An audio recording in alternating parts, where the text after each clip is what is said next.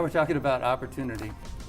In terms of potential opportunity for investors, what closed-end fund sector or asset class do you find most interesting at this time? There's a tremendous demand for income in general. The US has 76 million baby boomers that are going through retirement. And when you think about it, in retirement, they need nothing short of an investment trifecta. They need income to supplement a general lack of savings. They need income growth to stay ahead of inflation.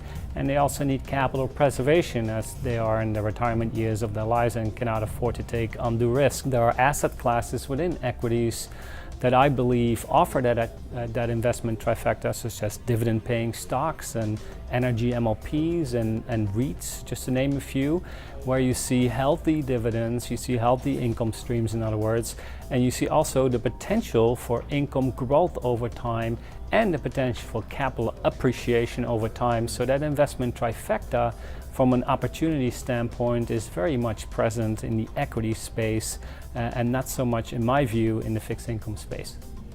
I would be hesitant about it being anything very interest rate sensitive because we just don't know what's going on.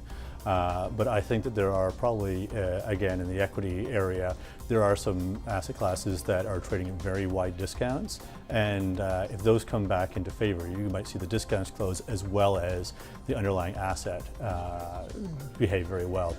So we have been very strong proponents of the closed-end fund wrapper structure in the master limited partnership space. But one thing we've done with our data and research in the last year is to focus on those that are more focused on the boring parts of the MLP market, as well as looking at some of the reactiveness of these funds' net asset values to the market to find, okay, which ones are less reactive, which ones are actually focused on transportation of oil and gas. We think that the best opportunity for investors these days is likely in the senior loan asset class. Senior loans are floating rate securities, and as LIBOR has risen, the chances that these funds start passing through higher and higher dividends is certainly a factor.